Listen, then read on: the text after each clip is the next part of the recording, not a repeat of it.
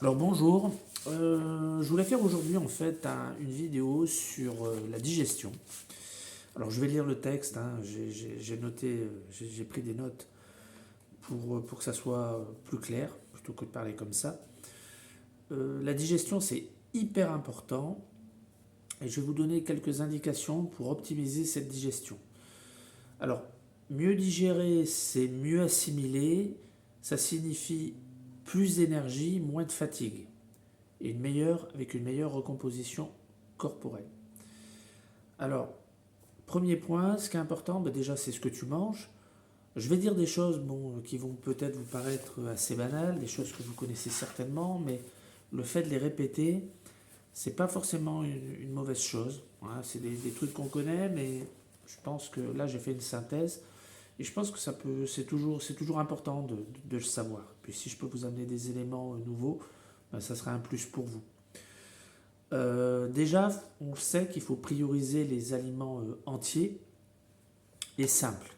Viande, poisson, œufs, légumes cuits, fruits, des bons gras comme l'huile d'olive, les avocats, etc. Un peu de féculents. On sait qu'il faut plutôt une cuisson qui est douce, hein, à la vapeur si possible, sauté, doux, mijoté, et aussi des fibres douces, légumes cuits, haricots verts, carottes, courgettes, etc. Et qu'il faut éviter, on le sait, les produits ultra transformés, industriels. Bon, c'est des choses qu'on répète tout le temps, on l'entend un peu partout, mais c'est très important, je crois, de le dire. Et c'est par la répétition, on sait que c'est par la répétition mais qu'on va bien les intégrer. Et ça, c'est important aussi. C'est pour ça que je fais cette vidéo. Hein, je vous dis, je vais rien inventer. J'ai gardé mon bonnet d'ailleurs parce que j'avais un peu froid. Il fait que j'ai pas beaucoup de cheveux et qu'il fait plutôt frais dans la maison. Voilà. Éviter aussi pour certains les produits laitiers si tu es sensible. Moi, ce qui n'est pas mon cas, je prends du produit laitier, je prends mon petit yaourt tous les jours avec un petit peu de lait. Mais certaines personnes sont sensibles à ça, donc à éviter. Les crudités en excès aussi, à partir où on a parfois plus de mal à digérer après 50 ans. Ça, c'est une chose que j'ai apprise. Voilà, et trop de gluten. Alors, il y a aussi, ça ce sont les aliments qu'on mange. Il y a aussi une chose très très importante, c'est la manière dont on va manger. Une chose qui est très très importante, c'est le fait de bien mâcher. Le fait de bien mâcher ces aliments, euh, ça va avoir un impact important sur la digestion. Donc généralement, on va manger trop trop vite. On ne prend pas le temps de mâcher correctement, sachant notamment si on prend de la cuisine industrielle, c'est des choses qui sont déjà, comment dire, molles ou qui sont, où on a peu on a peu de besoin de mâcher cette nourriture. Et ça, c'est un méfait. Il faut bien mâcher la nourriture. Il faut éviter les grignotages, évidemment, hein, puisqu'il faut laisser son estomac se reposer. C'est-à-dire que déjà, le fait de manger déjà 3 repas par jour, ça, c'est plus des habitudes culturelles qu'une obligation, je dirais, naturelle. Ça va dépendre des époques, ça va dépendre des civilisations. Là, j'ai lu un livre dernièrement, bon, c'est une petite parenthèse sur Talleyrand. Talleyrand, lui, ne mangeait qu'un repas par jour. Il mangeait tard le soir, un repas. Bon, c'est pas forcément un exemple, mais enfin, il a vécu quand même relativement vieux, à plus de 80 ans. Ce que je veux dire par là, c'est que mieux vaut manger 2 repas par jour et et durant ces espaces ne pas manger pour laisser aussi le corps se reposer. Sinon, 3 repas, mais ne pas grignoter entre les repas. Pas d'entraînement non plus, pas de renforcement, pas d'exercice juste après le repas. Bon, c'est pas forcément bien et bon pour l'estomac, hein, surtout si on a bien mangé.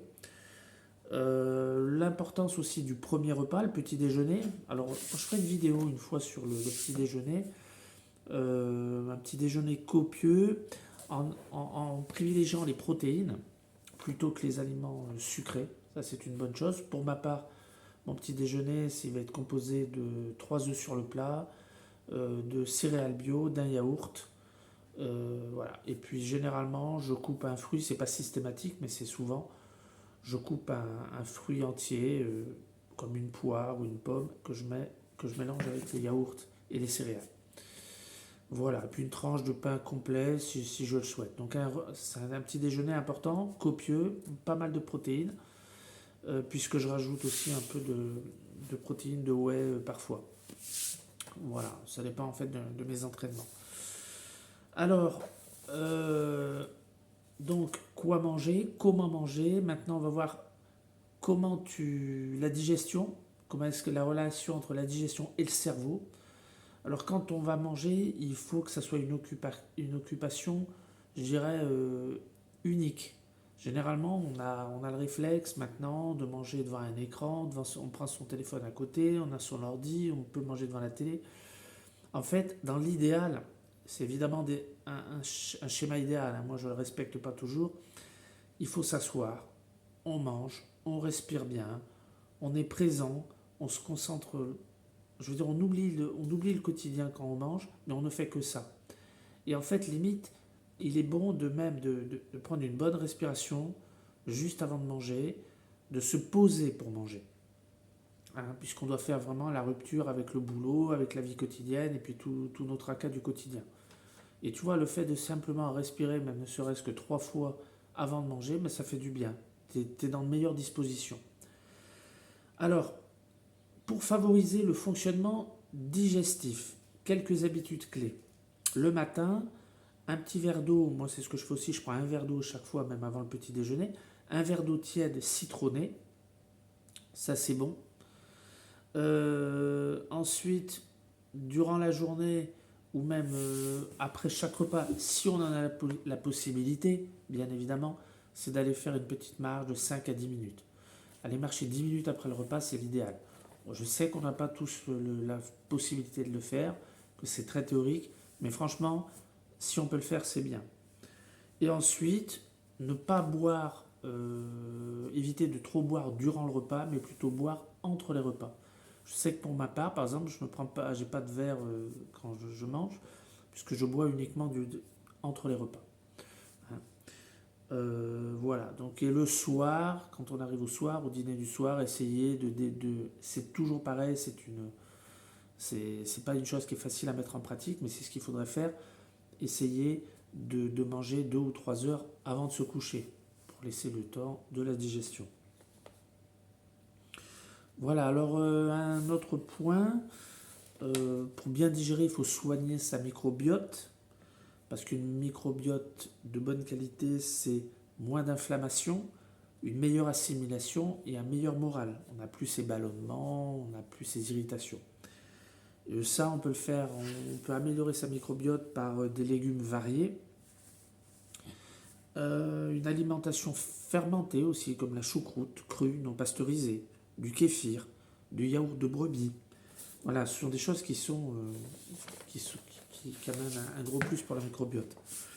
Ensuite, avant-dernier point, le sommeil. Hein, ça, c'est l'allié caché de la digestion.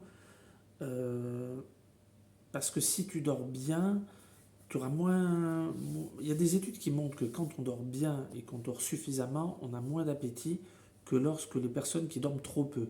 Quand on dort trop peu, on mange plus. C'est une vérité scientifique, c'est ce que les études montrent.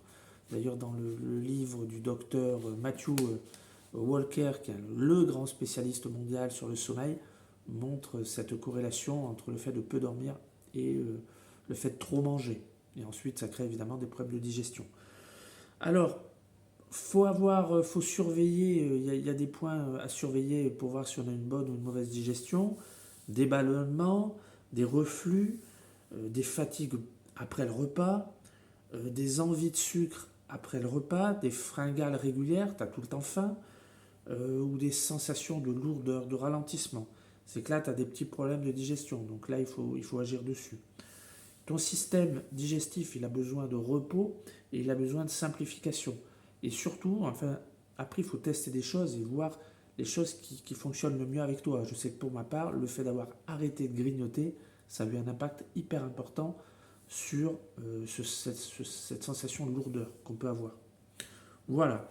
Donc j'espère que cette petite vidéo, qui était plus un rappel sur beaucoup de choses qui sont connues, mais qui sont importantes à appliquer, t'a plu. Même si on n'applique pas forcément tous les conseils, mais si tu en appliques quelques-uns, dans l'idéal c'est d'en appliquer un ou deux, de voir comment ça fonctionne, ensuite en applique d'autres, Et petit à petit, en testant tout ça, tu verras ce qui fonctionne pour toi. Et c'est ça qui est super important. Et ça va changer ta vie, parce qu'une bonne digestion, ça change radicalement la vie. Voilà, j'espère que ça t'a plu. Abonne-toi si c'est le cas. Je te souhaite une bonne journée, ça dépend quand tu regardes la vidéo. Et voilà, force à tous. Bye.